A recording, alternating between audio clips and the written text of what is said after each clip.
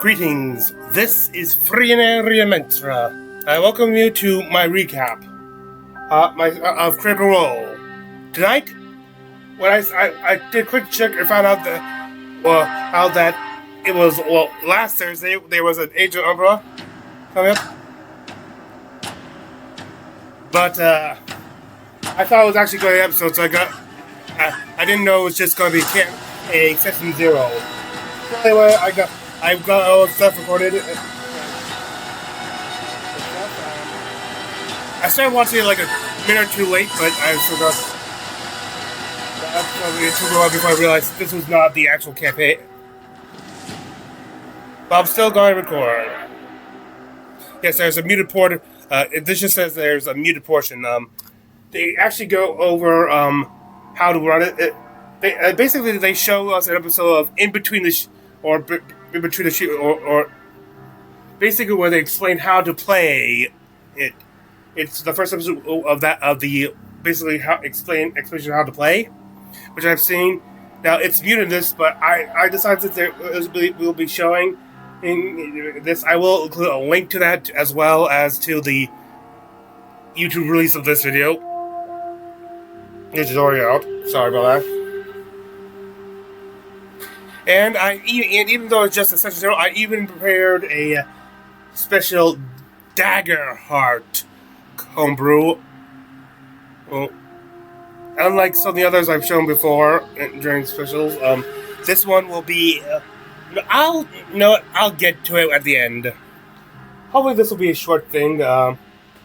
Before I get into it, just a reminder: I do not own, nor am I associated with Critical Role, its YouTube materials, or any of its other online content. Nor am I associated with Daggerheart itself, the Daggerheart project. Well, like to be, yes. Am I? No. That for me, yes. Well, ever? Unlikely, but I can always dream. Also, of course, I'll be showing clips, including a couple lengthy ones, due to I wasn't sure. So, you want to watch Daggerheart with the best of them? This is where it goes mute. Adds them together, difficulty set and later, except later. We roll doubles. Double ones even. How much worse could things get? Well, I got a secret for you. If you roll any doubles on the Hope and Fear dice, that's a critical success in Daggerheart, baby. You get what you want and a little more. You gain a hope and you clear a stress. Okay, it's getting a little warm in here. Now, Hope, as previously mentioned, is a resource players earn each time they roll with Hope. And you can spend these to power some spells and abilities, tag team rolls, leverage your character's experience. Yeah, see, not sure why I went so far into that, but... Anyway, there will, as you can see, there will be clips, just for stuff, like, in more important things, bits. Normally I go for more comedy, and while there are comedy bits, actually, there are more like, summaries and stuff of, like, afterthought. Alright, let's get into it.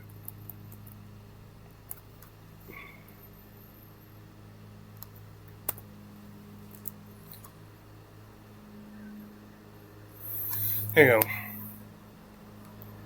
Yeah. Also, as you're seeing, you're seeing now, excuse me. I'm mute. They're missing. Please. Games in the base Daggerheart game that Sam is holding right there. By the way, I do look forward to watching tonight the actual first episode of Age of Umbra. I'm interested in seeing more of the rules because I've been doing a lot of I've done quite a few like homebrew classes, but I need to go through and update. Fun thing, I know there's changes. Fun thing, I originally didn't have full rules anyway, so I know there were some things that rules would be more fitting for Dungeons and Dragons than Daggerheart. I know for a fact that now your armor, not only does it give you armor slots, but also your threshold instead of your class. So I gotta go, which instead gives you your starting HP. so I gotta go and swap the thresholds for HP now. I have already done it for the ones I'll be showing tonight, because I will be showing for Homebrew for my class things. However, for now on, the rules should be a little bit more accurate. After all, I have the knowledge now. And also, I have this. Will I wear it tonight? We'll see. I was planning to, but I thought this would be just like a reading of the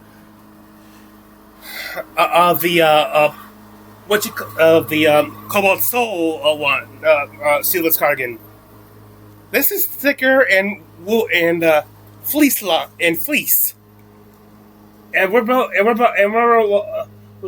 less than a month away from the solstice. So I will see if I'll actually be able to wear that night. Back to the thing. Oil. Beautiful. That sounds like fresh book. Crazy stag. Fresh glue. Hell yeah. Very nice. But this campaign frame in particular is one that I wrote for the book. It draws a lot of inspiration from a lot of things that I love. There's a typo. Shut up. I can't. Don't. That you really can't have. Yeah. I can guarantee that's not true. But yeah, this is inspired by many different forms of media that I love very much. Very Soulsborne, Kingdom Death Monster, Blasphemous, Berserk, like that kind of like dark, really kind of horror fantasy, survival, all these different things that are heavy moods in these projects. I kind of tried to bring into Daggerheart through this campaign frame, and I'm excited to explore with you all. So today we're making first level characters within this Age of Umbra campaign. To give you kind of a little bit of a setting, a brief setting, I'll go ahead and read here the essence of the first paragraph to get you guys into this. There's a deeper breakdown in the overview that you guys can study before we actually play. But I might be skipping. I'm posting on the full clip. I might be skipping through a little bit just to save time. Quick little overview. A century has passed since the god King Ophidius betrayed the Pantheon, referred to as the Veiled Gods, provoking divine punishment and abandonment by these gods, who then left the realm that was and is known as the Halcyon Domain, shattered, desolate, and eternally cursed. Throughout this shadow-choked land of decaying fortresses and dreadful monstrosities, surviving communities cling to hope in the face of lightless oblivion.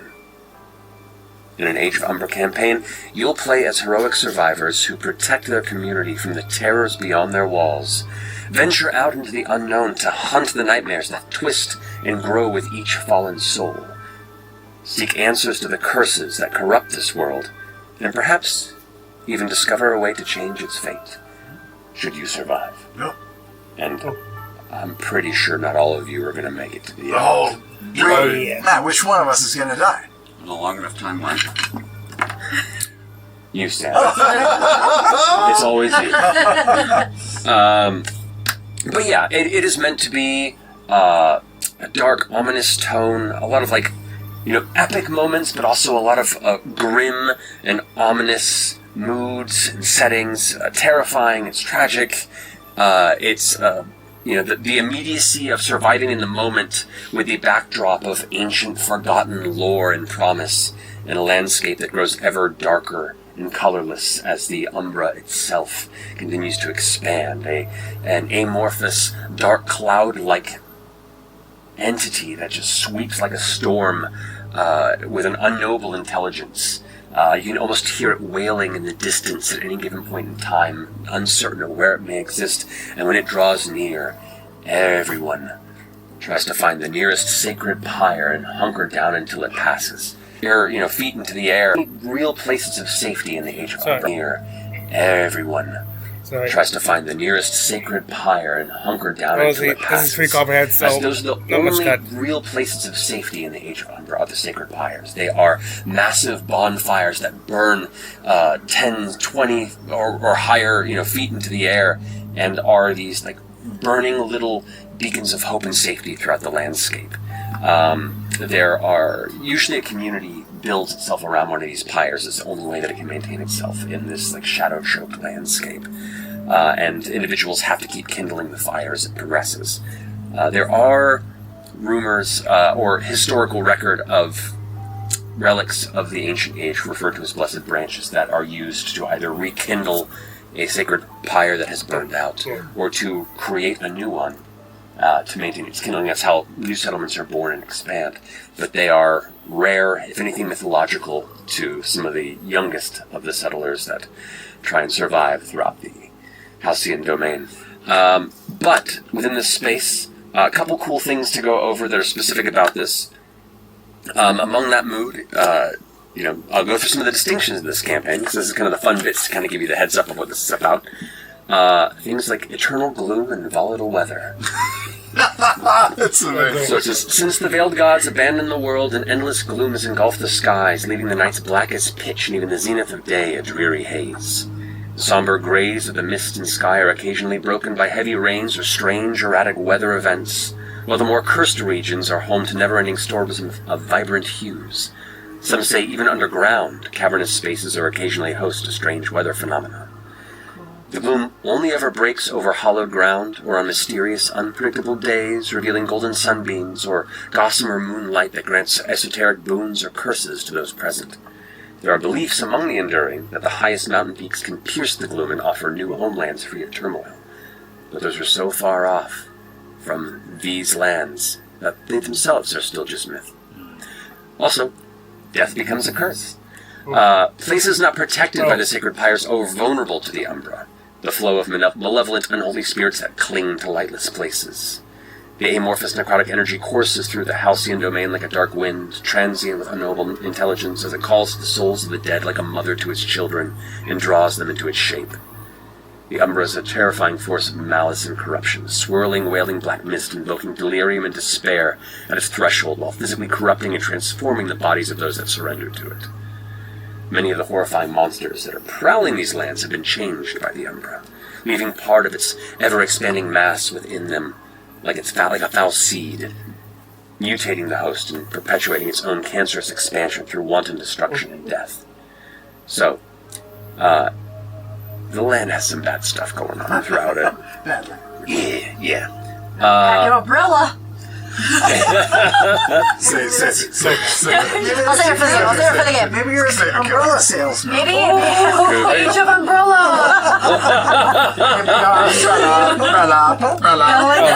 There you go. I thought you were writing it down. Listen. Ideas are brewing. Other fun distinctions for this campaign. The Shadow of Societies. The old world was one of grandiose castle fortresses, sprawling cityscapes, and imposing temples towering over the lush lands that surrounded them. However, the wrath of the veiled gods toppled much of that extravagance to ruin. The kingdoms and cabals that basked in opulence shattered and forgotten. What remains is a ghost of what it once was. Surviving remnants of the old ways struggle to reclaim a forgotten glory, while most survivors lead grueling lives across the splintered communities of this broken realm. This tattered tapestry of heritage and history is fading with the light. Yet the enduring forge new culture through hardship, determination, and ambition, picking through the debris of what was in hopes of building what will be. So that's where like the dark of the past and the light of hope for the future kind of exist through the enduring, the people that survive and what they hope to find, uncover, and rebuild in the midst of the shadow. Also, magic is suspicious here. In ancient times, the practice of aether weaving was paramount to the Halcyon domain's construction and prosperity. Yet, while rune-marked arms and enchanted relics of the old world are considered boons by the surviving people of the Halcyon domain, the Aetherweave is believed to be responsible for the wrath of the veiled gods, and thus the Age of Umbra. Much of the world is now suffused in dark magic that saturates the wilds, chaotic and corrupting, wielded by those who worship the gloom of the new age or yield to it entirely. The superstitious disdain for spellcraft is pervasive within many communities, with tales of Aetherweaver hubris taught as fables to youth to dissuade them from such temptation. Places that harbor lingering fonts of magic are instinctively shunned and avoided by many. While aetherweaving can be used to protect and preserve, it is deeply mistrusted in many social circles, leading to confrontation or exile if care is not taken. So magic definitely exists in this world, and you can be a magic user, but you just might need to be a little careful in how you use it and in front of whom. Got it. So those are just some of the distinctions. Them is called the strength of hate. Yeah, Strength I of- have that here. Just go ahead. Hate. You do- Okay. Because the Umbra has seeped into... Oh yes, there are some entities that are corrupted by the Umbra.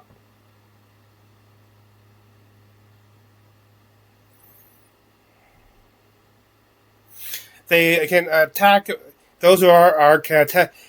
Attack can crit on 19 or 20 because if you, as you recall, while you have duality dice and will crit on any dual those, the your enemies will be still. The GM who roll for your enemies will still use a D20.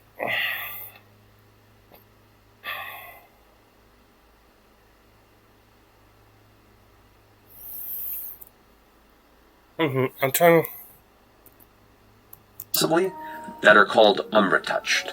I use that as a mechanic as a GM. But an yeah, the Umbra Umbra touched creature crits you on a 19 or 20.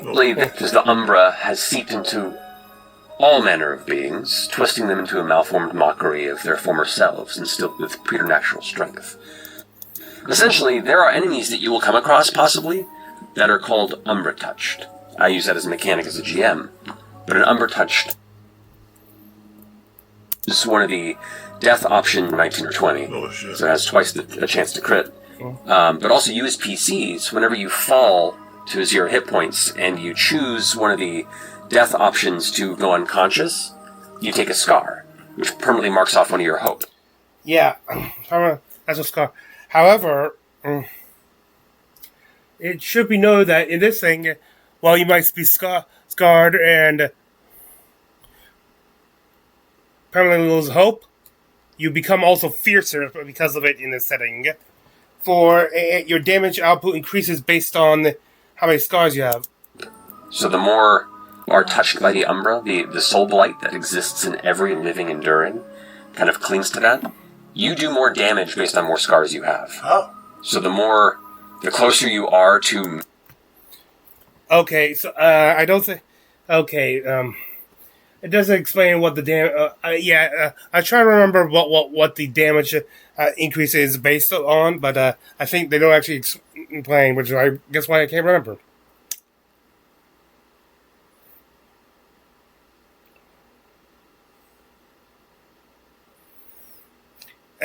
Now, most of the time when you reach the settlements, be based on those pile locations, build around pile to protect them, and that's where you'll get good rest and stuff.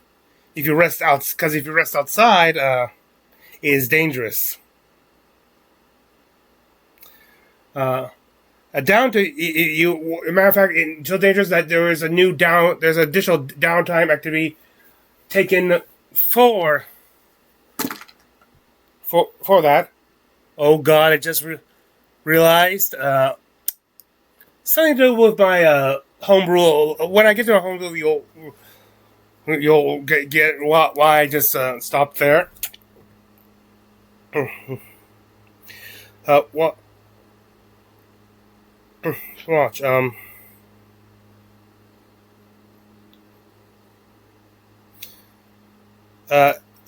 What you do is you get to replace a DM roll for when you the DM's roll for whenever you take a rest. Why do you rest?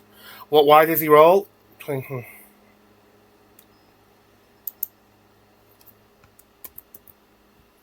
we'll put it this way: on a 1 to 2, Basically, since outside of the protection of pyre, weird effects happen where because of the corruption of the amounts of Umbra in the environment, or the amounts of corruption from the Umbra. describe how something monstrous found you in the dark, and an adversary immediately ambushes you. Great. So you could just be attacked at the end of your rest. On a 3 to 5, I gain 2 fear. Just at the end of the rest for free. On a 6 to 9, I gain 1 fear. 6 and 9. Nice. Hey yo. On a 10 to 11, nothing happens necessarily. And on a 12, you all gain a hope. So the higher roll actually can be a benefit. Okay. But it's a 1 in a 12 chance to get a benefit. And Because everything sucks here. 60. Yeah, and if you keep watch, then he rolls and you 2, and you get to choose which number. So just go with a higher number, for God's sake. 69%. Nice. Okay. So yeah, that's kind of a... If you only choose like only choose like the one or two or the one that causes you to be immediately attacked. Only if you know the DM has no more fear tokens left, which means whoever is fighting is just has no doesn't have all the resources to send at you.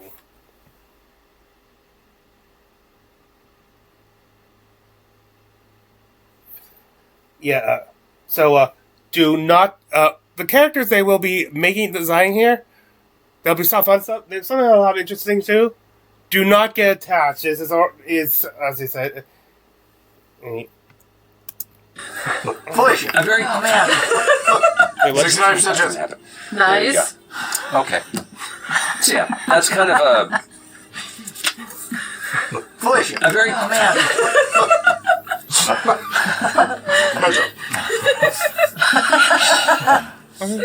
Try helping.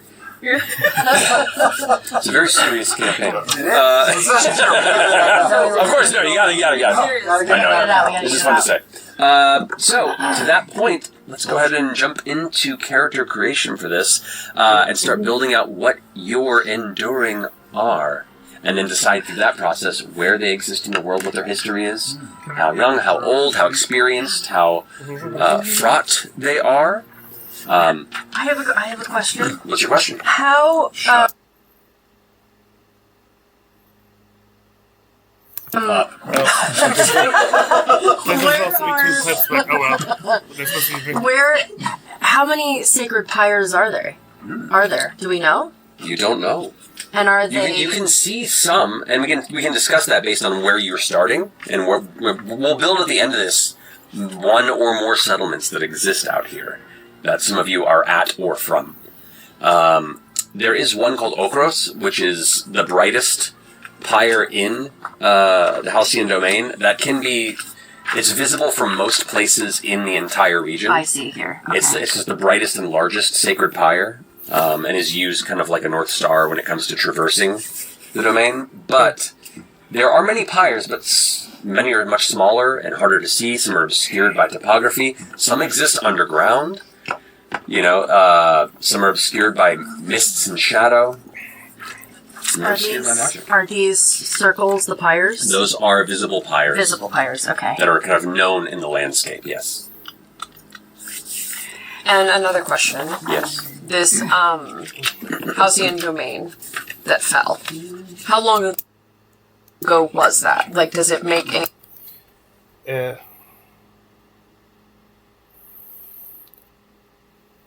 sense that there might be older people who still remember? There's a century ago. Okay, so it depends on if you want to give like definitive definitive age range for speeches and stuff. I'm not actually sure that I don't think there's actually an established one in there. All I've seen like the cards they have online, so I'm not sure if ancestries will affect age or not, or if everyone just has the.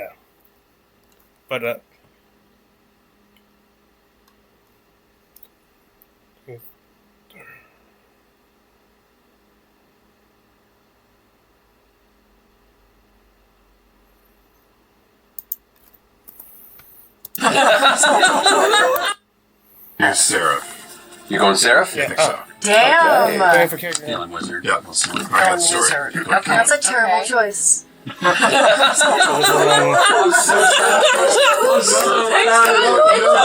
terrible choices, only terrible players. I'm somewhere between Guardian and Warrior, I think. Guardians are fun. I've never just been buff and swung a sword. Except in real life. No. This is make-believe. I was thinking Ranger, Yeah? but Dang. we'll get into it. We can be both be Ranger. No, I wasn't. We all sort of picked different things. Oh, what were you picking? Wait, did you pick it? Wizard. He's Wizard. What are Oh, you? yes. Well, I kind of have an idea, Okay. and I feel honestly, I'm focusing more on like a a vibe, Yeah. and I feel like An aesthetic. kind of an aesthetic. And I feel like I'm my niece right now. It's an aesthetic slay. It's great. And I'm thinking rogue or bard. I know I always dance towards rogue, Both are fun. but I also think there could be a cool idea within bard for this. You've always Look at danced towards Between the two of rogue. us. But I've always But danced toward you've rogue. Never gone done full I've never gone full rogue. bar- I've never But gone you've full done rogue. bard. Rogue, I mean, yeah. Fern pushed pretty heavy into Rogue towards the end. I too. did. Yeah. Yeah, I did. That's true. But Bunny yeah, was a rogue and it was very fun. Or sorry, bard. Yeah, Bunny was a bard. Oh, that's right. Yeah. It was very fun. Oh. Okay. Very different. She was a What do you very feel? performance-based bard. There's Well, I think variation. I think I'll want to talk it out once we get to talk it out with you guys and see how you feel about it and you feel like Is one's this like now? What do we do cool now? Yeah, idea. we're choosing classes now. Okay, okay. So you are picking Ranger. Yeah, so here's my only idea. Or Yeah. We're choosing classes now. Okay, okay. Wait. So you are Wait, picking say- Ranger. Yeah, so here's my only idea. or Yeah. well done. I was reading in this book, Daggerheart, available now at bookstores everywhere. Yes, Sam. That there's these pockets of civilization or whatever, and then there's vast sort of badlands between them that are treacherous and stuff. I thought maybe I could be fast, like a messenger, like a courier, someone who just has a gift for getting across these wastelands without getting A killed. very important role for the survival of these disparate societies. Is Ranger okay for that? That seems like Ranger's a Ranger phenomenal thing, for right? that, yeah. Okay. There are many classes that can fill that role. Ranger's definitely one of them. Yeah, maybe not super strong, but fast and able to. Knows how to traverse the land to use it Dart at his between disposal. things, yeah. That's great. Yeah. Yeah, When Ranger's you're a talking great about choice. being like a runner, is that what you were just saying? Kinda, yeah, That's cool. like the Flash, That's cool. or not the Flash, but just fast enough to survive. Yeah, that's great. I love that. Awesome. Rich, are you going with Guardian's head or Warrior's head? I'm in Warrior? between guardian or warrior. Guardian's tanky, protective, but still good with the weapon. Warrior's, still pretty tanky, but not quite as defensive as the Guardian. Not quite as apt to protect the people around it, but in itself is just a great upfront combat weapon specialist. Yeah, kind of just we want to lead more aggressive and more defensive is kind of where Guardian- it fits. Ashton and Warrior's Aurum. Is that the distinction? Sure. Okay. I think I'll do guardian. I want to be like valor and honor, Oh, well, that kind of. defensive. yeah. One of those kind of type sure. of like. Beastmaster handshake. Yeah. You know it right? You did. Okay. Yeah. You have to get real close and go, brother. Great. Awesome. Hey, yeah, I'll do So we have, all right, so we have a Ranger, we have a Guardian. Travis, is Seraph. Go with Seraph. Yeah. Awesome. Some fun bits I'll tell you in a second about different magic-centric classes. I'm still deciding. Still deciding. Can I say? You got a wizard. Yeah. Alrighty. I got him building a whole thing over here. I got thoughts. Okay, cool. Are you having trouble making a decision? Who, me? Yes. Well, let's When I'm move given on so to many heritage options, here. I don't know what to do. Well, this is a fun thing to consider actually for you folks here. So the Splendor Domain, which you have access to, as here in the campaign frame, it says, since the gods' abandonment and the fall of the Grand Ordinance, the great clerics of old, access to divine powers and healing rituals are a fading light. Many fear the very essence of such magic is dying with the light, so it is not uncommon for some to foist sudden worship and expectation onto those who display such gifts. However, while some see hope, others see those with these abilities as an opportunity to express their hate for the absent gods. Seraphs and wizards, since both of you guys have access to this, who display their Splendor Domain abilities or spells might make a profound impact or draw unwanted attention, depending on their current company. So players who create Seraphs or wizards should consider how open or guarded their character would be with their abilities. Something to keep in mind. That's so cool. Okay. And for like bards, druids, rogues, rangers, sorcerers, and wizards, of course, the forces of spellcraft and magic, especially dark magic, that flow unseen through the world are referred to as the Aether Weave. And those uncommon few who can manipulate it are known collectively as Aether Weavers. So all of you kind of, that term might be used or thrown around, referred to if anyone knows of your abilities there. You might refer to yourself as that, as I'm an Aether Weaver. The art is difficult to teach to mortals, and they rarely wield it instinctively. With many of these secrets lost to the previous age, the presence of an Aether Weaver is remarkable and often met with awe, fear, and sometimes mistrust as well. So players who create Aether Weaver should consider the responsibility they carry with these gifts and determine how brazenly they use their mystical abilities as well. So you're doubling up on being just an intention drawer. Be careful. Oh, I'm going to be a vibe. I like the idea of like an unwanted gift, like realizing that having divine power would bring that sort of unwanted attention. And for whatever reason, even with the gods absent, this character has like some semblances, like small flashes of divine power, and hates it. That's cool. That's fun. A little Like has to self-loathing in hide there. it. Yeah, That's like, cool. doesn't deserve it, wasn't seeking it, doesn't know Yeah. why he's got it. Is there any distinction or relationship to the gods within the knowledge of divine power? Do you hate what they've done and like despise that this gift has found you, or are you trying to understand it better? I think trying to understand it better, but previously like had disdain for the gods, Okay. or just the semblance of them. And whenever this stuff starts to happen, it's like, fuck, what? Cool. All right. So for ancestries, you want to decide on that while you're still thinking on your class there. I think I know. I think I know. You know? Got something. She got Huh? Well, I'll let you do your thing. I'll take it. I already know what I want. What do you want? There it is. Spotlight. We need a spotlight. We need like a big 40. I got my token. Well, I have like a few ideas, and I feel like all of them could be fun. But talk about, and maybe they'll sound better or worse Well, coming out of your mouth. Sure. One of them I have really wanted because part of some of the artwork in Daggerheart, there's always been that really hot orc woman. Oh, Yeah. And I'm like, God, I feel like just like a hot orc woman. We haven't had one of those. Yeah. But that's just purely based on looks, and I don't know if... This person Fit your It vibe. can come from anything. Yeah. But I feel like I want to play a Clank. Okay. Because I kind of I have another little idea, a brewing, when I was reading through some of these materials. A voice in mind. It is trying to sound like this the whole time. Is this going Fly to the bother Concourse here. anyone? No, I have an idea though, but Year 2000. I would like you to turn left. The humans are dead. I think I'm gonna go with Clank though. You can go with the clank. Okay. Because I have a way give to the Clank I think I card. have some ideas to make it a So- little Yeah, more creepy. A couple things to note here. Around. There are ancestry specifics to this campaign frame to note for some of them. For fairies, it is noted that fairies are more sensitive to the soul blight that exists in the Halcyon domain than other ancestries, which causes your physical appearance to develop in jagged and monstrous ways.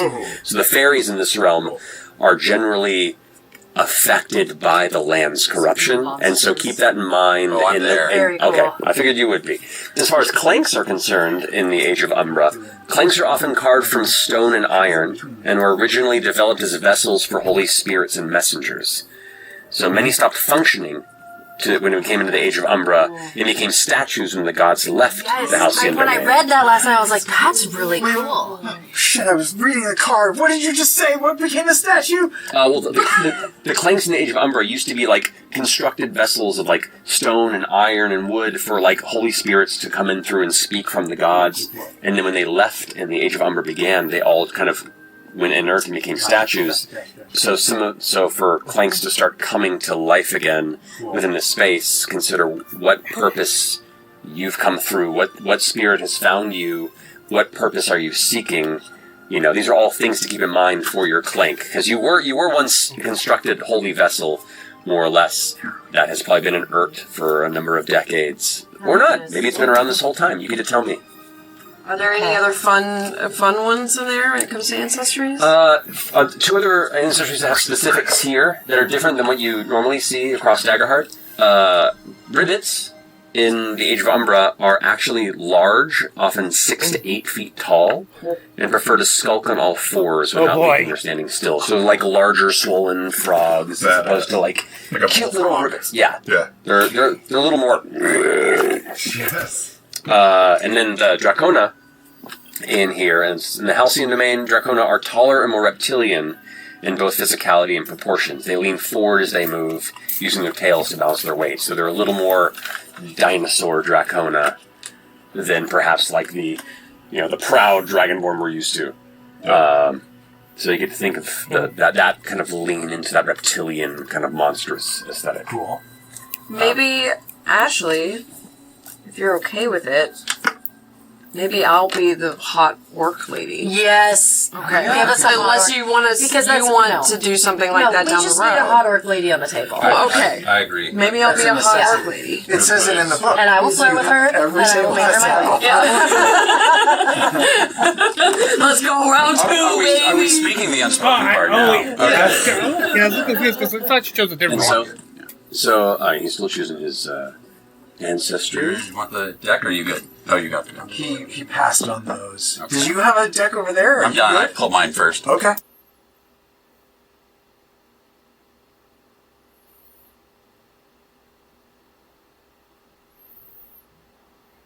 Great.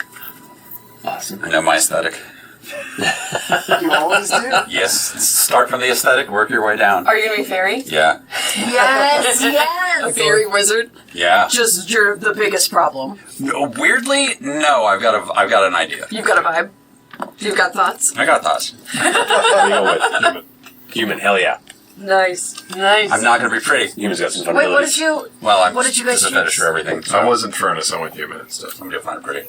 Interesting. Do you want to say what you are? Yes, of course. I think that's the purpose of this event is to For you guys to figure out what you're doing, yeah. Yeah, I chose fawn because I thought if I'm speedy, I could like Like a caribou. leap over stuff. I could be like a little deer, a little fucked up deer, or antelope or something. That's pretty fun. Centaur Scanlan really awoke something new. And then I get the guitar, he breaks out of the trees and starts fucking shooting you. Shooting missiles at yourself as you run. Do you know how the legs work yet?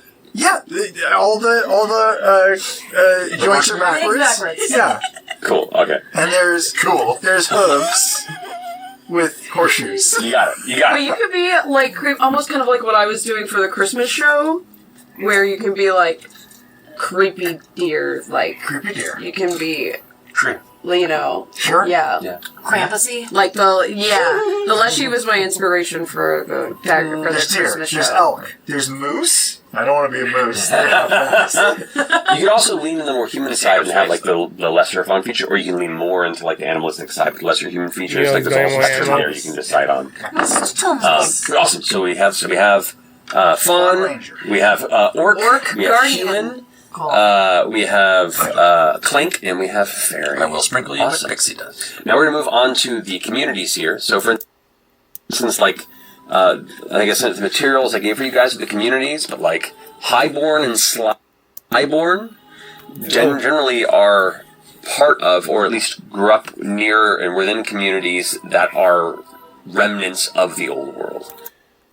Basically, those like glass vestiges.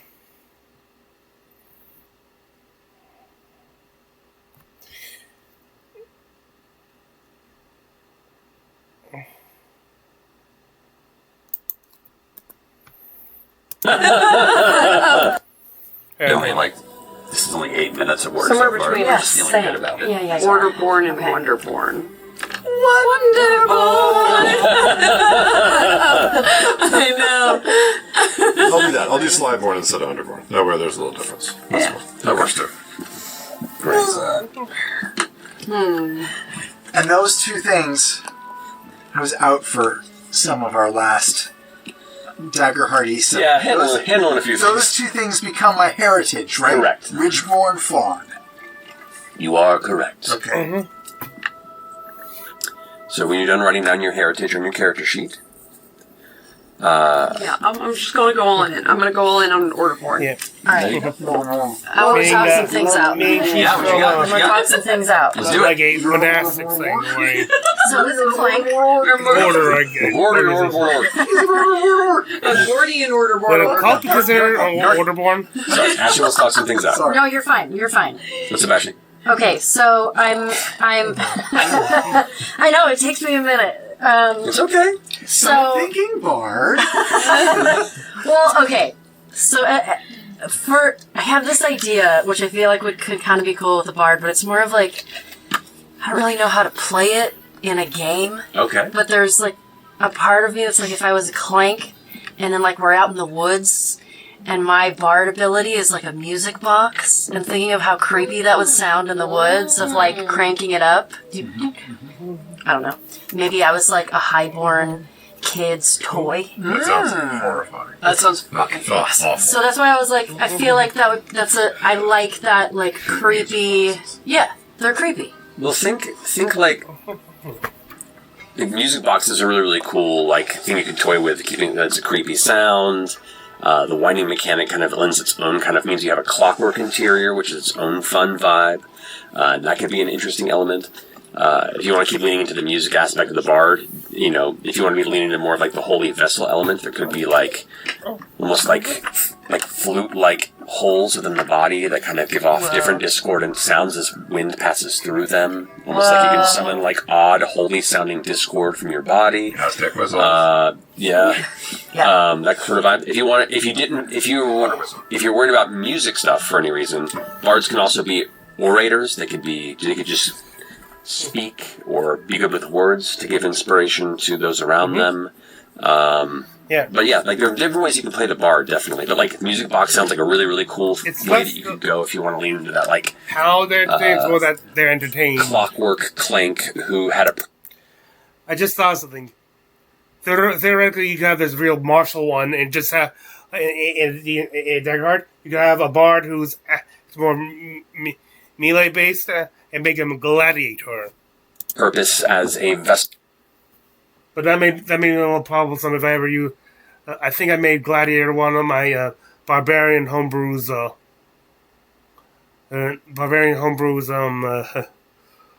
Subclasses. So of the Holy Spirit, and as that vessel, music was its way of kind of exemplifying the message as it was received in translation. I think I'm going to go with that. I feel like it makes sense for what I'm thinking. So now I don't know whether I would be highborn or orderborn. Highborn means that you would likely have come from someplace that still has a little bit of that was originally there during the old era, 100 years ago. But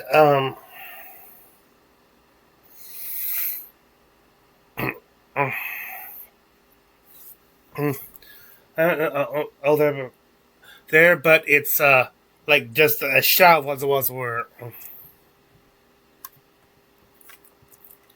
I think that's a fit.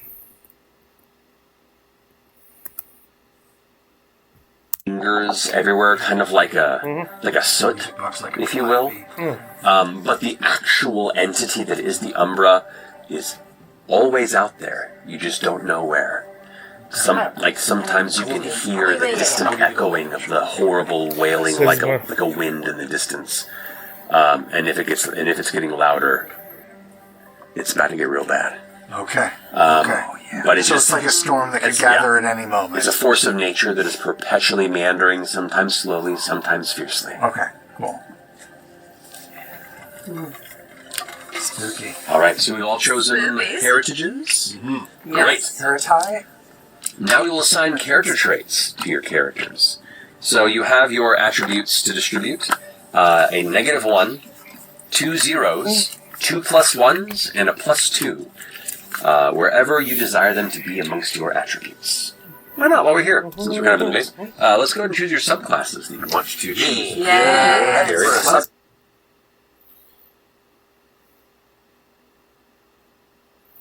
Okay.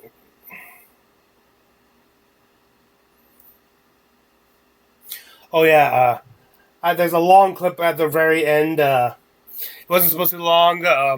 I knew it was getting to end, and this sounds important, so I'll just kind of there. Turned out that wasn't the advertised endpoint was not the advertised endpoint. Right, so it's a real long one at the end.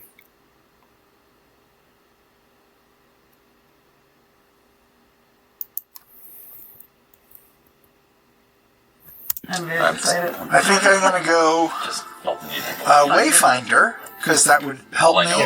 It definitely feels in the middle when it comes to character building. Yeah, I can find quick paths to places, and I have a little extra bonus when attacking.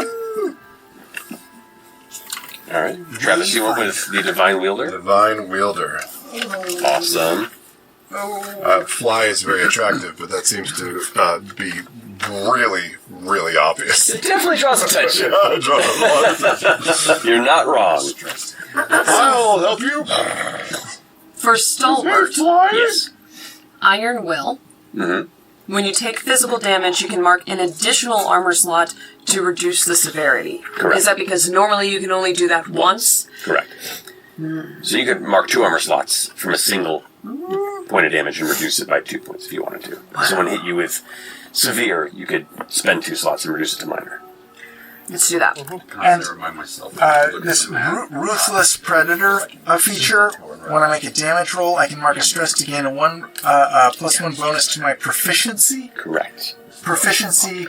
Is the number of dice you roll for damage with your weapon. Okay, So you so can I mark can a hit stress. harder. Yeah, you can mark a stress to roll an additional dice of damage with your weapon. I love it. And you went with School of... All right. School of Knowledge. Let's School go. of knowledge. And we have 4 hope to start with, did you say? 2 hope. 2 hope. We have all of it, the hope? to Yeah, start with? 17 hope. Gotta fall downhill from here. And we have 5 players, so I start with 5 fear, which is fun. I will note that when it comes time. It smells so good. I can't smell it right now. It's good All right. smell. So now that we have class stuff, heritage stuff figured out, traits, and your evasion or hope, now we can do starting equipment. There should be some equipment sheets on the table. There are. Go ahead and take a look at those, and you can figure out your starting equipment there. Let us see. Some of the stuff includes merchant getting a great sword. They don't get much into like certain things do, but some things I note where merchant gets a great sword for her character. She's going with a guardian thing, I believe. So yeah, that's a good choice.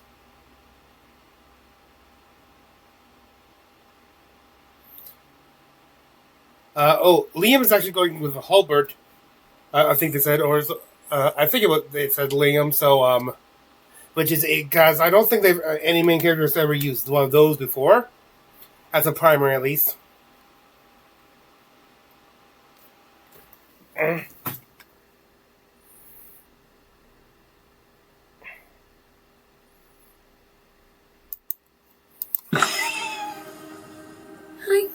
Oh, Omar, go. Every time they have to say some zero thing. No, they're good. You're funny. Did you choose your equipment, Tallison? Yep. Awesome. I got myself a wand. A wand? A wand. What kind of armor did you get? I got the Gibson. Okay. Yeah. Anything offhand at all? Or Yeah, I'm taking a grappler. Grappler. Okay, Oh. very cool. That's always a So- fun one. It's gonna be fun. I can pull people close to me. It's gonna be fun. Great sword. Come on in. Plate armor. Come on in. It's gonna be fun. Glowing boomerangs. Boomerangs. And I have a secondary. I have a crossbow just in case there's You a gotta moment switch it where I out. need to Okay. snipe somebody. You got that. You have great sword. Yeah. Wait, and you... Oh, sorry, we just said that. And then you have... I have the halberd. Halberd, you with said. the divine wielder, so I could throw the whoop over. That's cool. And what armor? Leather, just for Leather like armor. leather armor. Cool beans. And Ashley? I have the returning blade, Returning blade. Great. With the and then gambeson, the right? gambeson armor. Cool. So the base thresholds 5. What is that? What does that mean? 5'11". It's where the yeah. Major and severe. Oh, that's right. Yeah, That's right. it makes that happen. So okay. Base score 3. So the base score 3. That's my armor. Yeah. Base, yeah. Now you know. 3. Bloop, bloop, bloop. So gambeson armor. Correct. That's 3. So I added the So you have +1 3 evasion. different slots that you can use to Any reduce time. it. Yeah. Got it, You okay. can reduce it one Yeah, threshold. only That's one right. threshold, though. And then these are the. Threshold 5 and 11. 5 and 11. Got it. Okay. You also add your current level to your damage thresholds. So for everyone who's putting in your armor, make sure to add your level, which is 1 to each of them. Oh. So we go to 6 and 12. You would be 6 and 12. Oh, okay, and the base armor to 4. No. No, base score is still 3. Your That's right. thresholds go up. Yeah, your armor score stays in it. The thresholds change on your level. So every time you level up, your thresholds get better. Add your current, it says it right there on the sheet. It says add your current level to the damage thresholds. Meaning that threshold you have I'll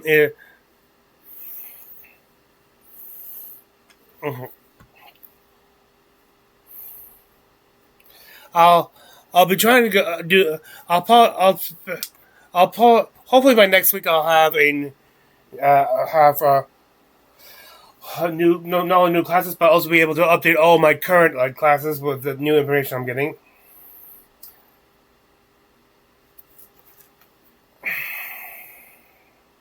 Okay, let's see. And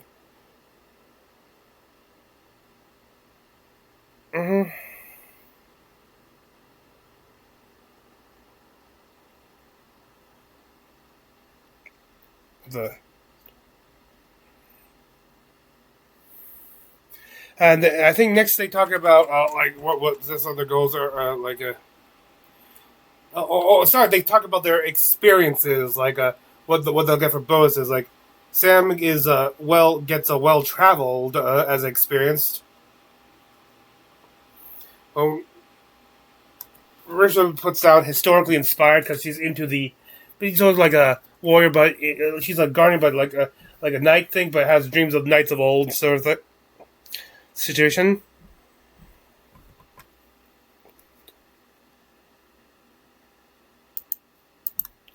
That like an old order of knights, some sort of historical order may have kept that you've heard about, you've learned about, because you definitely didn't live under this order. It never, you weren't born yet, but somehow you heard of stories about it growing up, or you came upon a piece of text, or were told, of this order's history, and it's.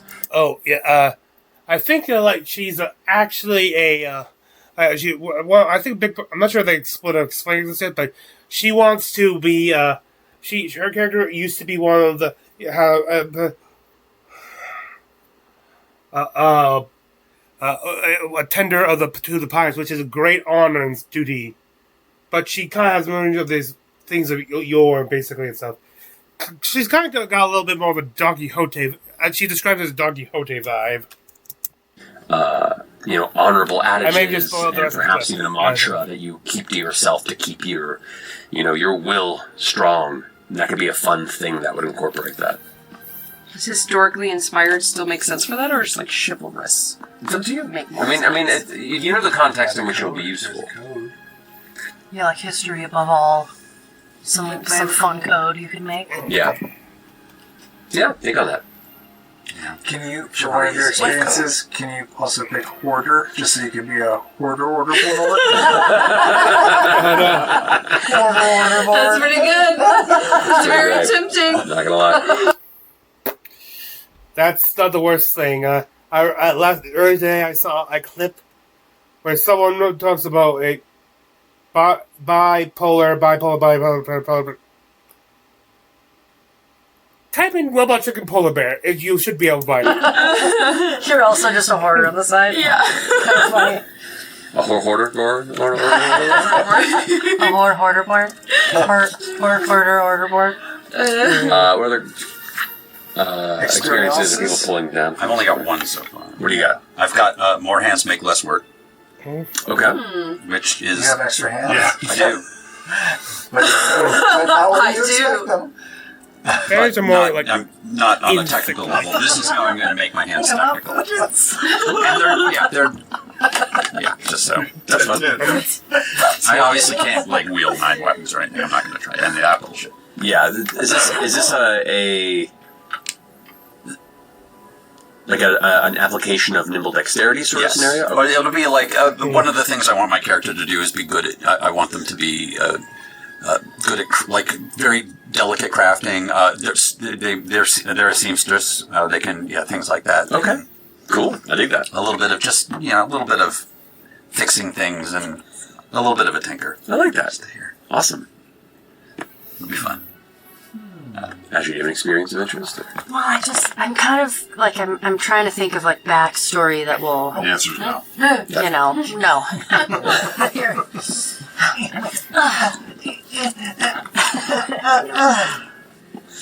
Yeah, I've got reading between the lines. Is like an overly perceptive, observant sort of an experience. Oh, or sorry, yeah, reading between lines. Sorry, that's the story that was at the end.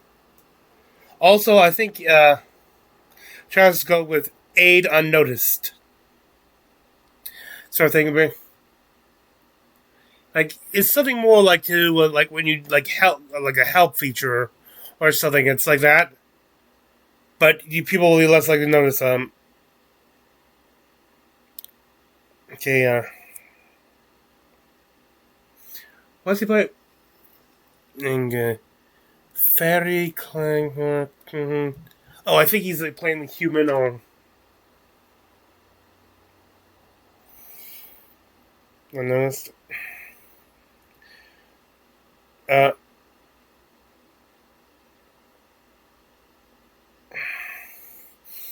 Marsha also goes with something called, I think went with something called callous hands. How does that work? We'll see, because keep in mind, there's a lot of wiggle room with these. It's more like a grip strength, like, I guess like disarming, or like if you need a good to help climb. I think that's the premise of where they're going for.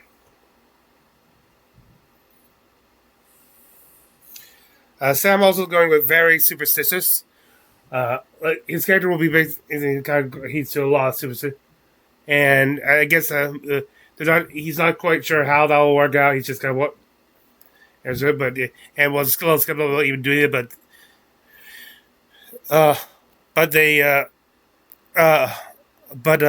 Matt said we can still work with that. I guess we'll figure out what that does on the fly.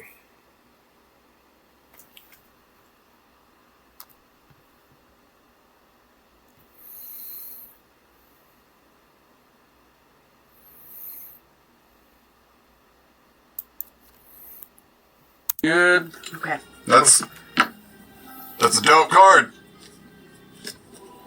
That's awesome. Yeah. Get it now before they discontinue it, because it's too OP. Okay. I am taking 1 from Valor. I am your shield. And take one of those. That's a classic. Classic. Oh, yeah, that's Classic what there's at the Valorous beginning. move. Yeah, a little doesn't matter. When an ally within very close range of you would take damage, I can mark a stress to stand in the way and make myself the target of the attack instead. And then Whirlwind. Make an attack against a target within very close range. On a success, I can spend Hope to use the attack against all other targets within very close range. So, big sweeping, feels fitting if I have a massive fucking greatsword. Hell yeah. I love it. I'm going to choose from one of them, Sage. Sage. I'm going to choose the spell Vicious Entangle. On success, roots and vines reach out from the ground and entangle my target. Hell yeah. I can spend a hope to restrain them. And from the Bone deck, perfect, which is also what I call Nope. part of my body. Nope. You knew he was going there. Is that your other experience? yeah. Part of my body. Bone decks. I'm going to choose Deft Maneuvers. Once per rest, mark a stress to sprint anywhere within far range. What is far range? So far range I love is these considered parts pretty much beyond the length of a pencil other than the range of a paper. Well, so I actually, like, anywhere with, like, on a battlefield, it's like here. So it's about That's far. 50, 60 feet. 60 Yeah. feet. That's great. So you could, in theory, like, if a person tries to run further than close range, they have to make an agility roll, and if they fail, like, fucks them up. You don't have to take that at all. You can just do it for free, essentially. And at the end of my maneuver, Those are levels that are not at the end of my maneuver, I can hit somebody. Which is pretty great. Yeah. Okay, cool. This is fun. Awesome. Travis, what did you pick? Bare Bones, and then what was the other one? Bolt Beacon. Bolt Beacon. From Splendor. Awesome. Got it. What you guys? I picked. I'll have to look that up later, Master. but that might be basically a guiding bolt. Which I feel like Bonnie had. Yes, that's Yeah. one where But you're it's a like, very cool. look at me. Yes. Looky here. Yeah. And I think with the music thing, it can be cool to kind of like try to enrapture somebody. Yeah. I did that one It's a great from one. Grace and from Codex. I did Book of Tifar. Right. I've got Wild Flame, Magic Hands, and Mysterious Mist. Yeah. Jennifer. Why? Jennifer Lopez, I'm just practicing. Maybe I'll do this. I won't. Ooh. Yeah, well, but I don't know if that's the vibe we want. I figured you killed faster. That's true. Yeah. That's what we have. I picked the Book of Ava, which lets you watch very esoteric anime. It gives me a power push, so I can can make people back off. I can Tava's armor, which I can give somebody a +1 bonus to their armor score for hope, and Ice Spike, which I will think something of, which I can summon ice spikes far away from me. Summon Ice Spice. Yeah, so ice spikes. And then I have the Book of Iliot, which is I can make people fall asleep with slumber. I have Arcane Barrage, which means I can basically shoot magic projectiles at people. Awesome. And some telepathy.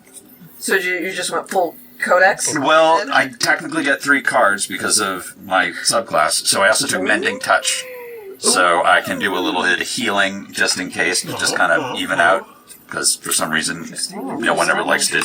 You're still Support class never happens. There we go. Someone's got it. I don't want to be support. Nice one, guys. Fantastic. Somebody got to heal. All right, so we have domain cards chosen. If there are any inspirations to hit for the experiences, feel free to go for that. You can hang back the decks that you have unused. I came at my second experience as nothing up my That's my bound sleeves. deck. Oh, wait, no, I'm giving you the wrong ones, aren't I? No, never mind. Why already gave them? Or you did. My bone deck. I put Yeah. those back up there. Thanks. All right. I'm narrowing down for experience either expert tracker or a spineless coward. I don't know how I would use that either, but I kind of want to be a coward. It's good defensively. Well, what's your... Don't you kind of have something that's kind of expert... Like Wayfinder is kind of Oh, expert you're right. trackery? You're right. When I've traveled to a place before, I can identify the path to it. So yes. So maybe my experience is being a spineless weakling. I don't know how that will Well, it work. could be good for like hiding or running or being a coward. Yep. Trying- Coward could help. Trying to convince that somebody else is in trouble instead of you. Yeah. Very Okay. double Okay. least spell of danger. All right, I'll try that. That'd Being be a coward can be helpful. Awesome. With the clank, She caught me near the pyre. Definitely did start that higher. Getting it out now. It wasn't me. with the clank, purposeful design. At character creation, choose one of your experiences that best aligns with this purpose and gain a permanent +1. Yes, you can choose when your experience So starts at probably, +3. so far I just have soothing music, so I'm gonna add, I'm gonna elaborate on that a little bit more, but Yeah, no worries. I'm going with my second one. I'm going with nothing up my sleeve 2000? to make it a little bit better to maybe hide objects or perform up close magic. Right. Right. Cool. I dig that. Just little ways of making a spider work. Fun. I dig that. That song was always so ridiculous because it's like, if she caught you 8 times, your defense couldn't be, it wasn't me. that's insane. We are debating the merit of the Shaggy Yeah. I know. 24 years later. Alrighty. With all the domain cards chosen, let's go ahead and... Alright, bombastic.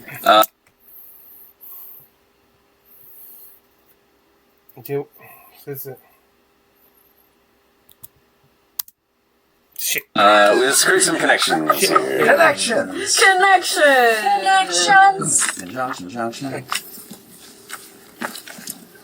Oh yeah. And we also have our item lists for later. So some fun things to mention to you guys.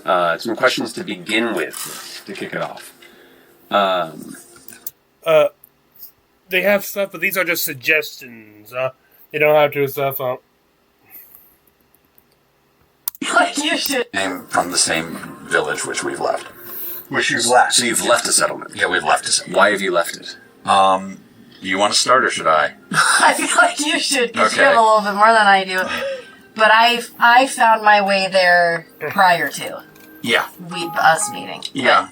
And then That's just a warning. I was on the edge of leaving for many, many years, and I just needed a push. I have that, and this What was video the within push? 45 minutes. That was Ashley's character leaving. I felt that it would have been A, inappropriate for you to travel alone, and B, I was worried I was going to get blamed for you leaving.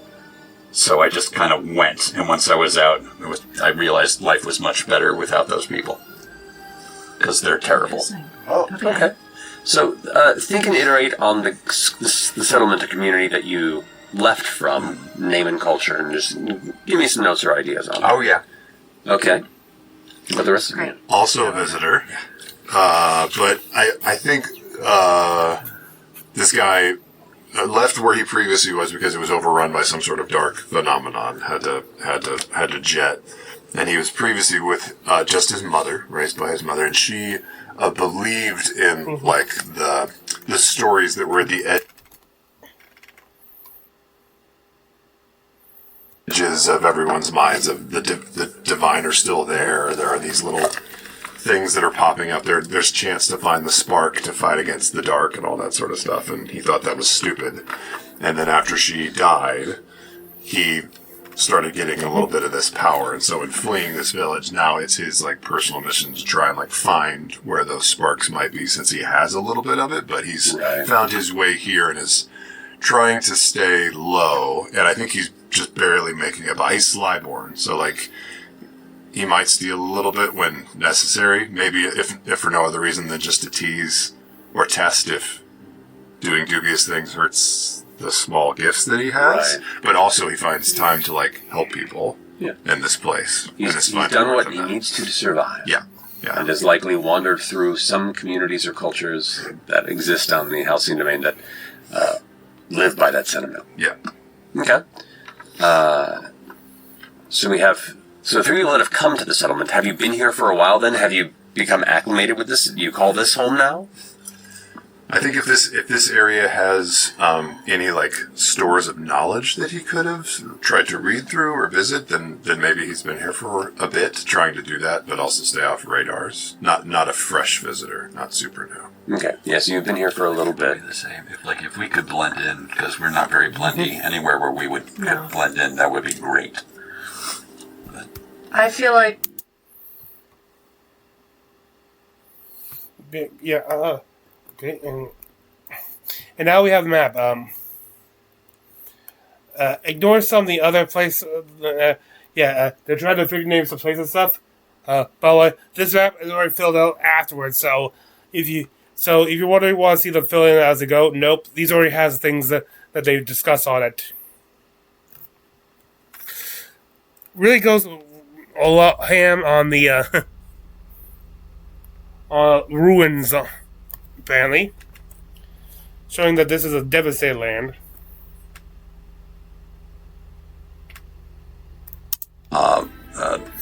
Kids from Mad Max Beyond Thunderdome, where we just kind of it is a cult that lives in a mountain, in a hill, in a forest that no one goes to because it's bad. That's where you came from, or that's where we are now? That's where I came. Where I came that's from. where he came from.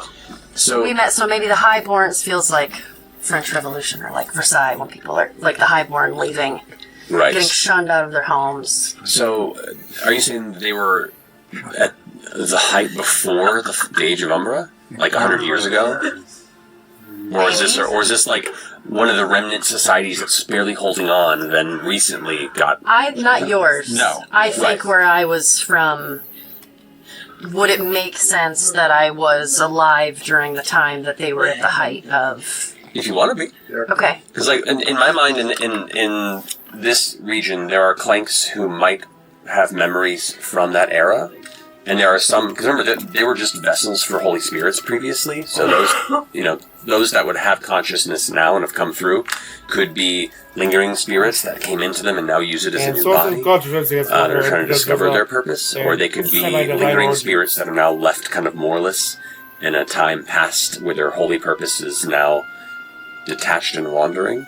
So if you want to go more that route, then you would likely have memory from the previous age and the people that were involved in that time, and then likely went dormant for a while before the spirit reemerged and retook your physical, stone and metal body. I will think on that then. Yep. And somehow came from that area and then ended up... Yeah, I've got a pitch for you for that when you get this. Yeah, we'll talk about later. Okay. Okay. So you guys can think on that? But, all in all, where we end up... Yeah. Wherever we meet, we're new here. Cool. Awesome. I kind of feel like then I would be from the settlement. Yeah, man. Be like, here. I'm with you. You're with, yeah. We're like, this is our home turf. And I kind of want to like... Would there be a pyre in the settlement? There would be, right? Oh, yeah. Okay. It would have to be, for it to have existed. Do the pyres have names? Or are they just sort of like... They're likely named of the settlement's name, which to that point, Pyre, Kevin. what is the name of this settlement, and where on the map do you want it to be? What's the name? Yeah. We could be... its name is David Duchovny. We could be... It's funny. We're fighting funny. We're the Shawchasm. The Shawchasm. Oh. No. Not the vibe. Not the vibe, children. He's got a slightly, like Please don't name your settlement David Duchovny. No, we were being sarcastic. I don't know, we could be... What's the city like? Well, you guys are from the Amber Reach? What was this? No, We're very complicated. Where are you guys from? I originally, when I was, because I'm a clank, and whether or not I remember this, I'm going to figure all of this out. But I think that maybe my clank had spent some time with a highborn family in the Amber Reach in the time prior to the Age of Umbra. I mean, it feels like maybe on the outskirts or somewhere. Yeah, like near the Amber Reach is kind of cool. Yeah, maybe on the In the mountains Great behind the Amber Reach? Why would a city be there? Are we in a city? Why would the city? Are we in a city? Or do we Because are we in a it's city? higher. You're in a settlement. Okay, so that's the pyre. Yeah. Now, it could be a sizable one. It could be a small, remote one. What feels honest to the rest of you? How many people do you think live in this settlement? Well, it feels like we've got kind of an underlying theme of like people maybe looking for history. Mm-hmm. So it feels like having something that's maybe like ancient but a little forgotten. But there is like knowledge there. Because I'm thinking like the vibe for my orc girl. So maybe she has like a little bit of like a Don Quixote kind of thing going on, where she's like, once she's got this like high station position of like tending to the pyre, but it's like, I can do more. I want to be even more defensive. And like, and it doesn't matter if anyone tells her like, you are doing one of the best things that you can do. That she's still like, nah. So a little like Don Quixote vibes. Okay. But like I said, kind of since I'm inspired by like the knights of yore and whatnot. Okay. So maybe there's some like history. Mm-hmm. They talk about more locations like the like start trying to name more like the they can go over different bunch of other different locations, which we'll probably get more into campaign. One I really liked was the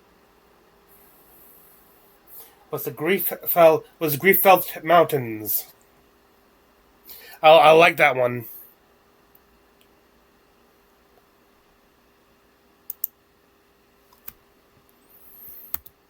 Bottom right hand corner near the this over jungles. here?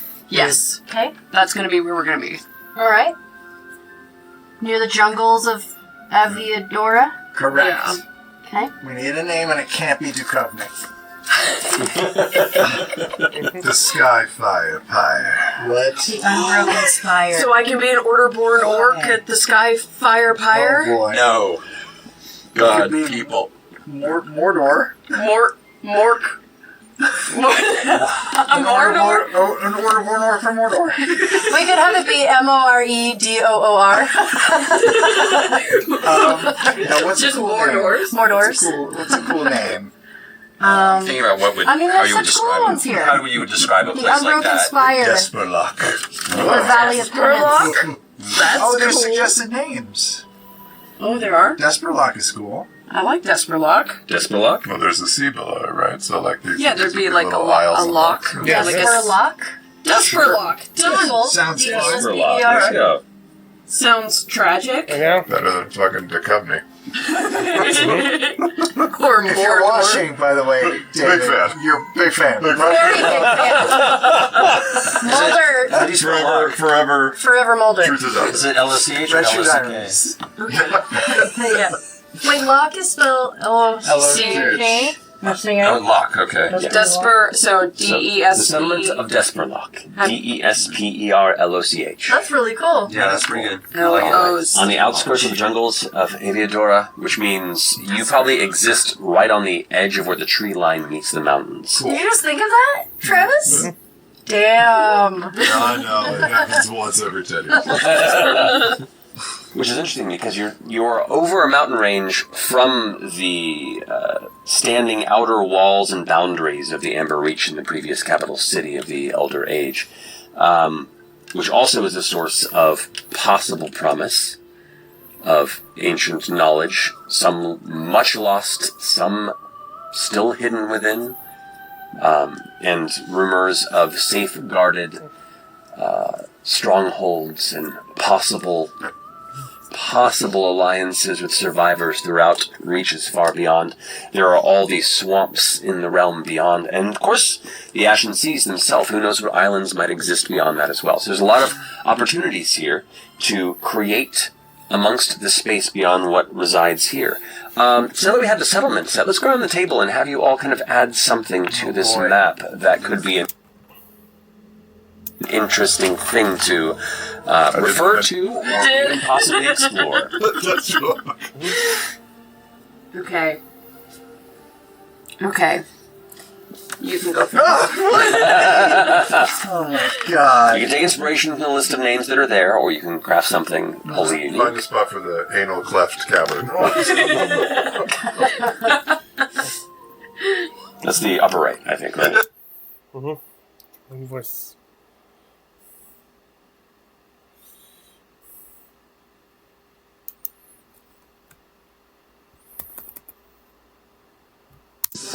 There's That's fun. And I lost someone there. I used to sing.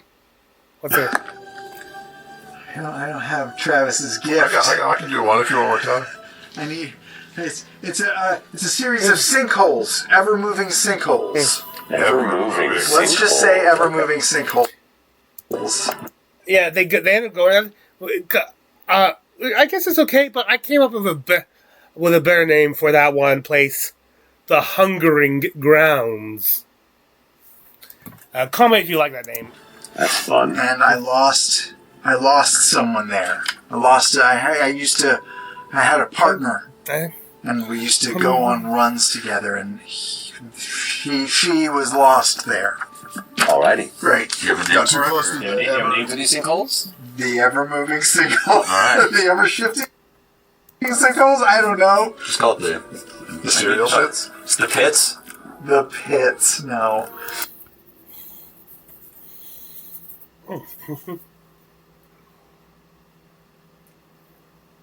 So,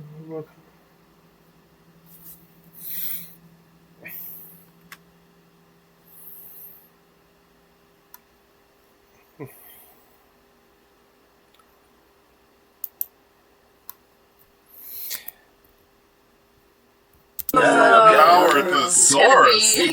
yeah, high off in the distance, and is going to be the firmament's harrow. Oh no, What are those words synonyms of that we Firmament would is like understand? like deep sky, like Okay. heaven, Okay. and then harrow being like a wound, like a bad, like a scar, To be harrowed by something. Yeah. That's what they Sky Scar. sky scar. Great. Basically, Starscream.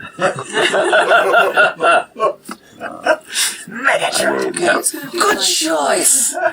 Dude, the kid's watching it. He's like, Dad, do your Starscream. I'm like, I can't.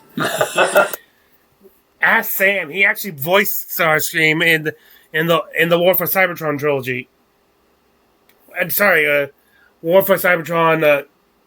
I don't think they actually made. Don't think they actually made the War and Fall for Cybertron games. Okay.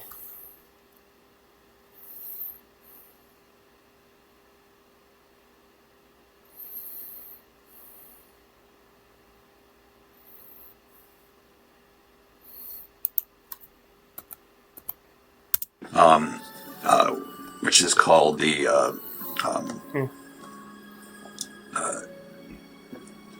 it's called the Screaming Forest. Okay. Screaming Forest? Screaming for the Screaming Forest. Because there is no sound there. It is quiet. It is absolutely quiet. There are no leaves on the trees.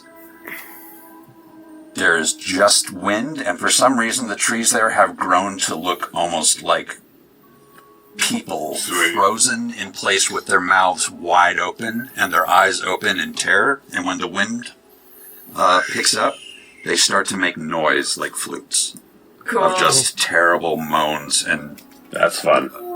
And there are a whole bunch of rules. You don't wander off the trail. You try not to look up because people die in there mysteriously and never come out all the time. Cool. And that's where my fairy people come from. Delightful. It's the Screaming Forest. Where would you like that Screaming Forest to be on the map? Let's put it, where's a place you have to walk through every now and then if you want to get somewhere quickly? Yeah, if you saw it, it was actually I just south of the Amber Reach area, across that bay, small bay thing from where the small land where they're starting from.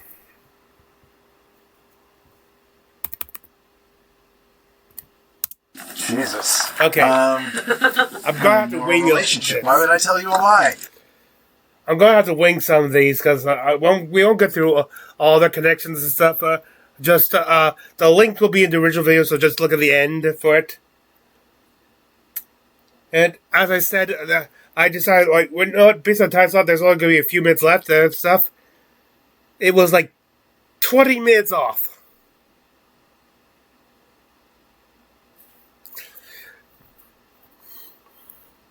Like supposed to be like or 15 extra, I should say. So I'll be trying to I told you that I told you that I have a girlfriend. Wasn't a lie that she believed. That's a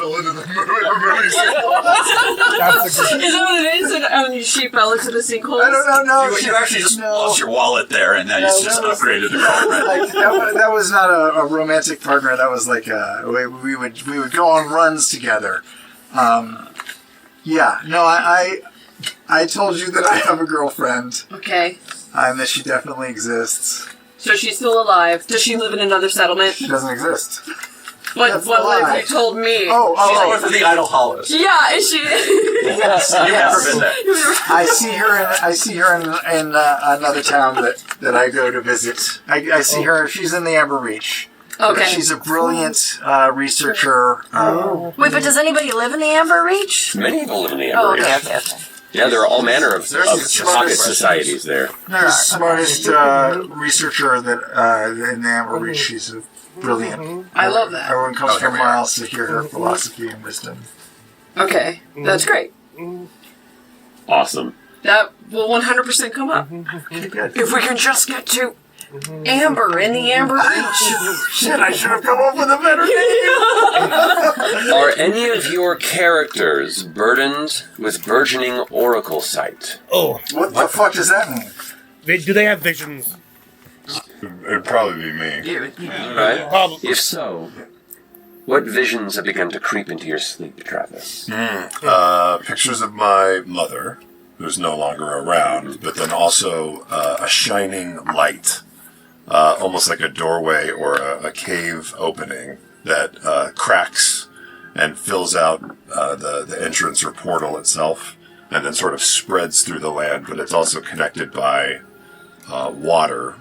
There's also water around it in the vision, which is why I've been drawn to the Idol Hollows, because of the Lumen Temple, the Lumen Ruins that I know are here. And that seems to be a good starting point, but who knows? It's just a dream, right? Yeah. Okay, cool. Somebody else want to ask a connection? Oh, Ashley. Oh god. I'm gonna play because I You think they can start make one up if you want. Sure. But you can read it off the sheet. I'm going off the sheet. What threat have you asked me to watch out for? And why are you so worried about it? What are you scared of? He is one that travels away from the settlement often as part of his messenger runner experience. So there are many things that he could... There's a growling. Oh! Oh, What do you mad about? I have never been in. Well, she had to. What the creature you must walk out for is the Omen Mar. Oh, I'm both proud and horrified I made that joke. The forests? This is good audio. It is. It's just Steve. Oh no, look, he's so happy. I'm afraid of the creatures. I'm afraid of the dark in the forests. Of what creatures. Is there a specific creature? Yes, it's the one that there's a specific creature that I have heard of that has sort of taken in whoever it kills.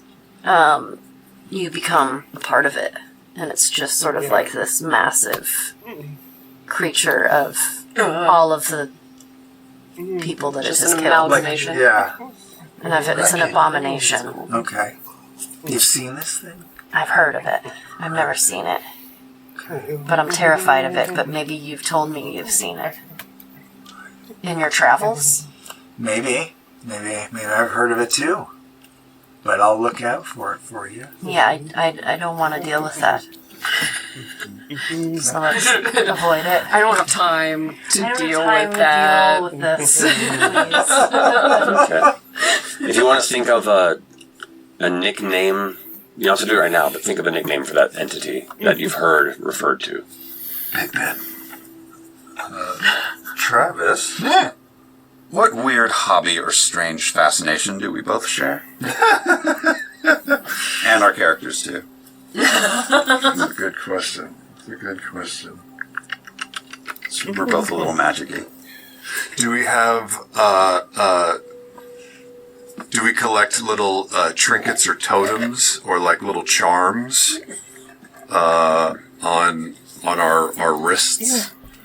Like little icons that bring like luck and meaning from different parts I of feel like I'd be cheating having all these places to put them, but yeah, I definitely love the idea of. On all your hands. I love the idea your of. Yeah, I'm happy to. Yeah, we like collect little things from everywhere we go. Every Trade little them like on occasion. Yeah, every little journey outside of the city, or little trip, or little quest that we come back and don't die from. There's one little thing that we just add to our. I like them. Yeah, we can fight about whose is better. Yeah. And definitely show off things and be irritated. And we split. Yeah, we'll split Yeah. things. Cool. Hogs.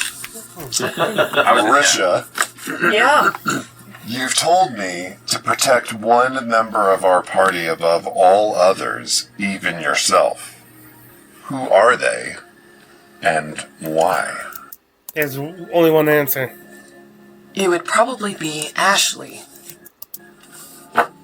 Yeah, because he's like the.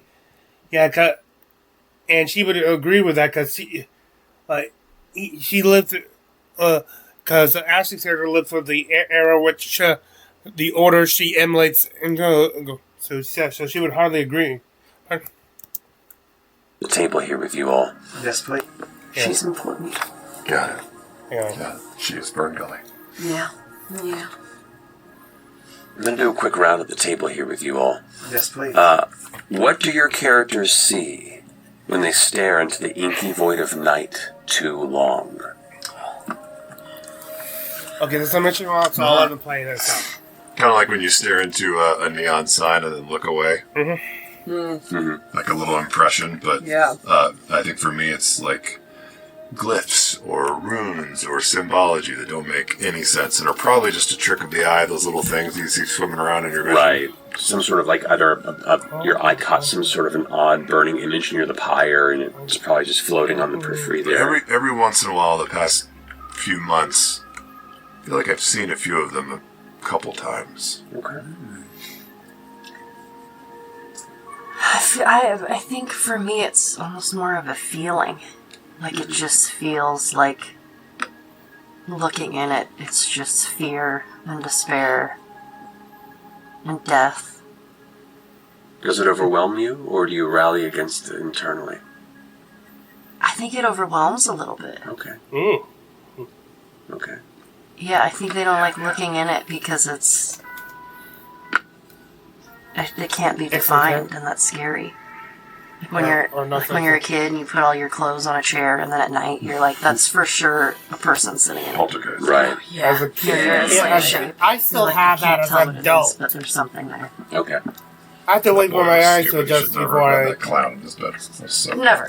You don't put a clown under your bed. fuck are you thinking? And my investigation my protects guy- the details as all. My guy is so used to running and hiding and escaping and averting danger that maybe the fear of the unknown and seeing that, imagining that things are out there waiting is almost like, it's not like a high, but it sort of fuels him. Like reaches a level of cowardice, of fright, where it's just like he goes into overdrive and he's like, I gotta go. I can get through this.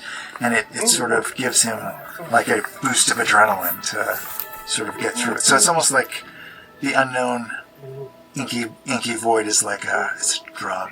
It's enticing. Yeah. There's something about.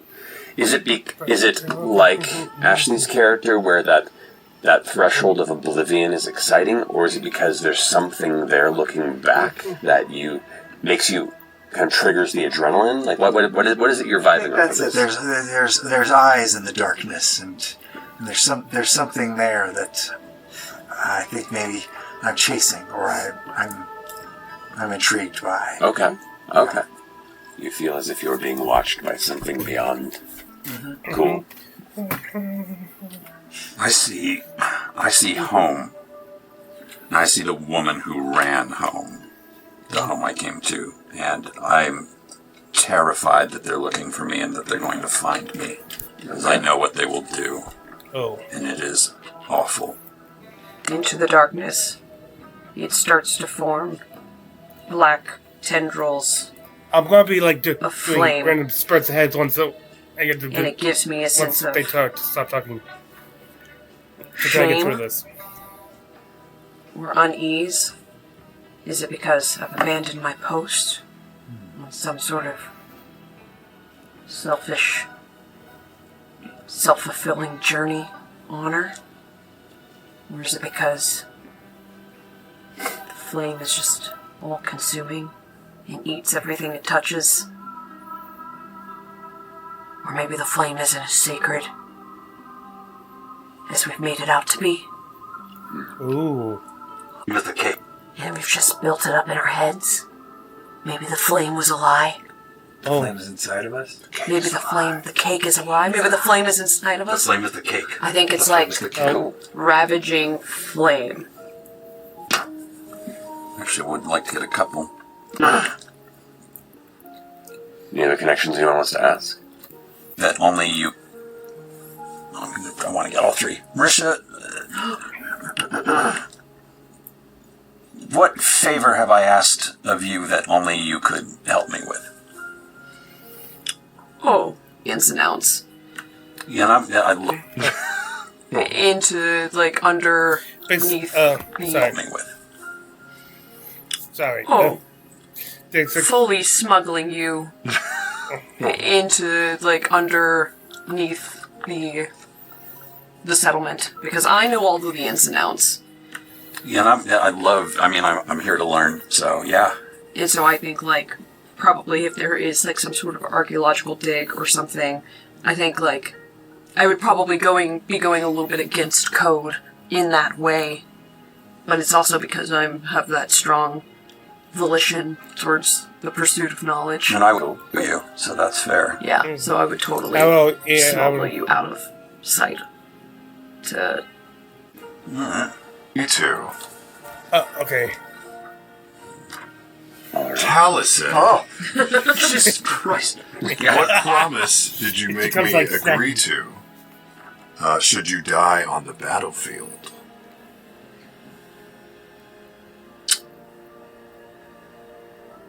I made you promise to give a letter to my family if you ever find them. Or at least to my parents. Yeah, it would be my parents or grandparents, any of my family you find.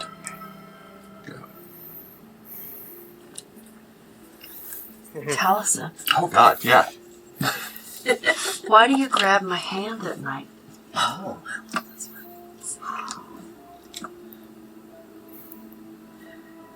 Or do you? I do. I think it's because if they find me, I actually believe that you would be the reason why I survive. No pressure. I will protect you. I think they fear you. Oh. what friendly competition? Okay. They think they Leave. I think they're talking about... What friendly competition do we have? You know how we're buds. Yeah. Just lying to me and shit. Just about the girl. Just I want to impress you. You're strong. impress me. You're Yeah. strong, and I'm weak. You're just a little goat man. I'm a little goat man. What friendly competition do we have? Oh my god. What friendly competition do we have? I'm What? gonna answer my own question. Yeah. Give me a suggestion. You're big, right? Yeah. Maybe I feel like I'm small and very skinny, Okay. but I can eat so much food Ooh. and Oh, never wait, seem wait. to gain any We weight. found an interesting... This is at least... Yeah, this is important because it leads to something.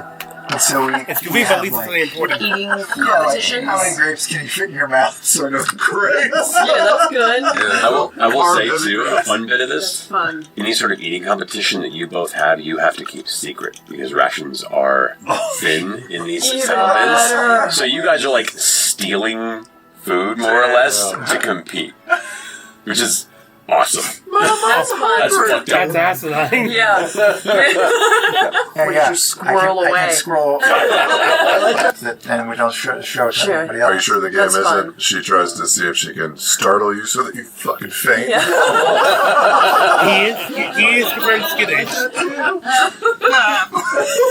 Do they do that? Fainting goats? Facing goats. Oh yeah. I do that. I love it. You've seen some Facing mornings Goats. I have, So yeah. good. Yeah. Okay. Yeah. We have a little eating competition. Okay. What Spider. about you annoys me? Yeah. It doesn't have to be a big thing, and we could have had a discussion. I think I want it to be a big deal or a little deal. It's a fucking giant spider. Yeah. I know. You know what? I've never said this to you.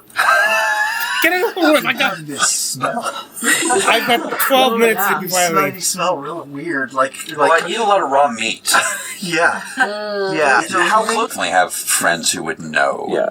You're not like an adventuring troupe, but you all know each other to a certain extent. Really supposed to be here.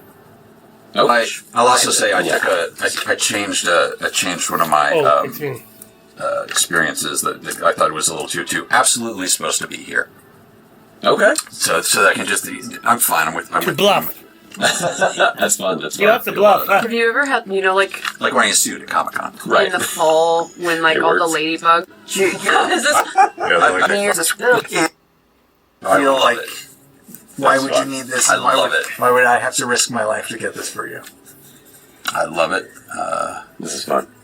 You smell. I think we got some solid Why am I connections here. This is a Yeah. continued conversation until we start our first session, of course, so we can keep developing this and ask some questions. But I think this is a good jumping off point. My last question for all of you Ooh. is, how deadly do you want this campaign to be? Oh. Depends on how They, quickly we die. they're wrapping it up. It's not really time to come back as another character. Sure there is. This tape.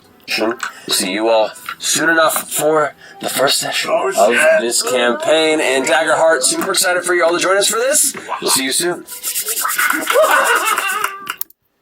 And with that, we complete that. All that's left is the homebrew of this. My homebrew ancestry for this, the first one developed, the Kyxkyn. Fox-like humanoids with the thick fur in place of hair, and I know they're more often than not, far more often than not, the hell will be their fur will be multicolored. You can go solid if you want, but it's mainly multicolored, and also have other animalistic features like you can choose it to like. As long as it's like with fox things down. So much for these, they are often mistaken for Katari, the cat folk. The difference being they don't have retractable claws. They have triangle ears just like the Katari, but they're like longer, maybe in looks or actually physically longer, bigger. Like bigger, definitely longer ears, which could be where the Qataris are like on the corners of the head, or where they could have actually where the humanoids, typical humanoids go, or anywhere between there.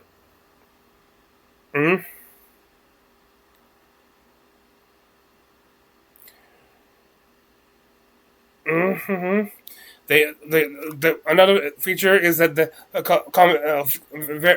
feature they have is that that they're usually darker skin coloration around the nostrils, so like a fox nose. Doesn't have to be like just a darker shade of their normal skin tone, but it can actually be a different color if you want. I didn't say. I leave it open to you. And that's why. And also they have whiskers on the side edges of the face. The cheeks, like the farther part of the cheeks. Think a little bit of Naruto, as you will. And they have two main. And of course, there's two features: cunning thoughts. When you apply your experience to... Okay, I know I had that as an "and" when I put... And to an instinct, present, or knowledge roll, basically your mental stats. If you have... when you apply that, you automatically increase the bonus by 1.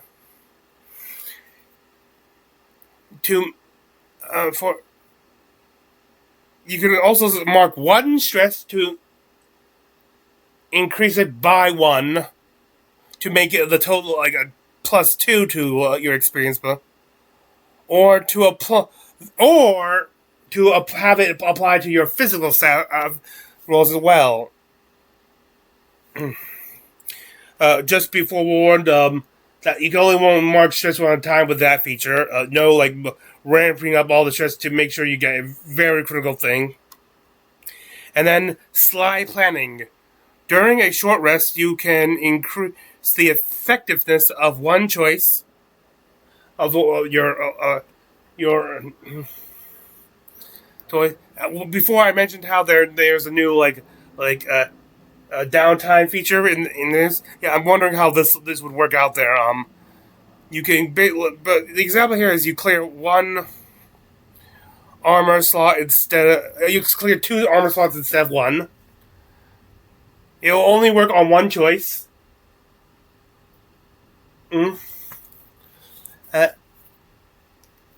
guess you get a slight bonus. I'm not sure how the watch would work with this feature. Or let me, if you have any ideas how it would work, comment. However, that's during short rest. During a long rest, you get a third choice, but it is treated as having the effectiveness of a short rest, a standard short rest, mind you.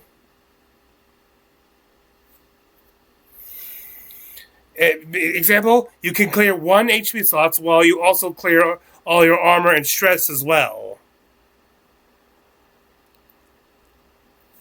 With that, I thank you for joining me.